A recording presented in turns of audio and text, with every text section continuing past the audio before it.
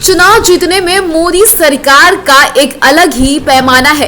वो साम दाम दंड भेद की नीति से चुनाव तो जीत जाती है, लेकिन इस बार चुनाव को जीतने के लिए मोदी सरकार ने एक अलग पैंतरा खेल दिया है। दरअसल सीजीआई चंद्रचूड़ से मोदी सरकार डर गई है, तभी तो इलेक्शन कमीशन के आसपास भी चंद्रचूड़ को नहीं भटकने दे सकती है। सीजीआई को इलेक्शन कमीशन के आसपास भी नहीं देखना चाहती सरकार। सुप्रीम फैसले को बेअसर करने के लिए चलाया गया है ब्रह्मास्त्र। सीजीआई जस्टिस चंद्रचूड़ की कार्यप्रणाली ऐसी है, वो निर्णय लेते समय किसी के दबाव में नहीं आते। हाल के कुछ फैसले देखे गए जहां उन्होंने ये साफ तय कर दिया है कि सीजीआई को अपने मन मुताबिक चलाना सरकार के लिए आसान काम नहीं। वो ओपन कोर्ट में ओआरपी के मसले पर सॉलिसिटर के जरिए सरकार को धमकी भी भिजवा चुके हैं। दिल्ली के सीएम केजरीवाल को ताकत देने वाले सीजीआई चंद्रचूड़ है। प्रवर्तन निदेशालय के डायरेक्टर को लेकर भी सुप्रीम कोर्ट में सरकार की किरकिरी हो रही।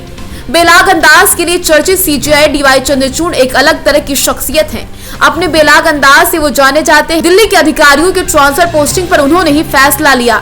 दिल्ली के मुख्यमंत्री केजरीवाल को संजीवनी सीजीआई चंद्रचूड़ ने दी। अब सीजीआई के कई फैसलों से भाजपा में खलबली मची है, तभी तो चाहती है भाजपा उसका एकमात्र हथियार इलेक्शन कमीशन वहां पर सीजीआई की भनक भी ना लगे, उनकी परछाई भी ना पहुंचे। इसी वजह से सीजीआई चंद्रचूड़ को इलेक्शन कमीशन के आसपास भटकने नहीं देना चाहती है। ये अलग बात, केंद्र सरकार ने संसद में दिल्ली सर्विस बिल पास कराकर उसे कानून का रूप दे दिया। संवेदनशील मुद्दों पर सुप्रीम कोर्ट की सीमा से बाहर निकाल दिया। इस बार भी केंद्र सरकार कोई ऐसा ही उपाय सोच रहा।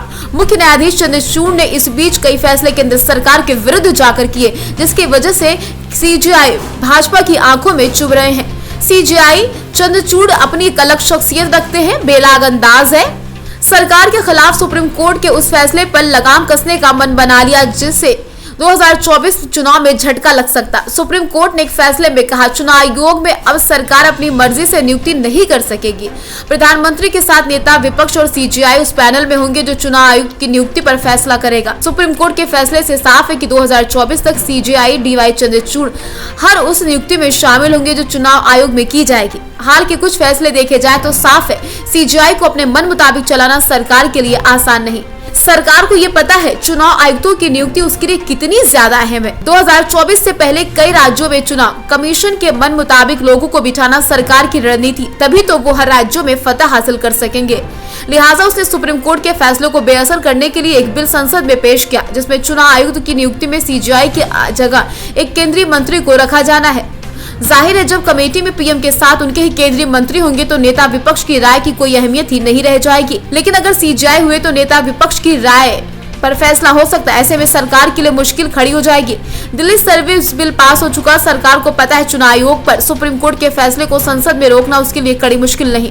केजरीवाल के मसले पर सारा विपक्ष एक साथ था, फिर वो हार गए। Justice K M. जोसेफ, अजय रस्तोगी, अनिरुद्ध बोस, ऋषिकेश रॉय और सीटी रवि कुमार की संवैधानिक बेंच ने 2 मार्च 2023 को फैसला लिया। जब तक संसद कोई नई कानून बना देता तब तक चुनाव आयोग की हर नियुक्ति में एक पैनल काम करेगा। इसमें पीएम, नेता विपक्ष के अलावा सीजीआई शामिल होंगे।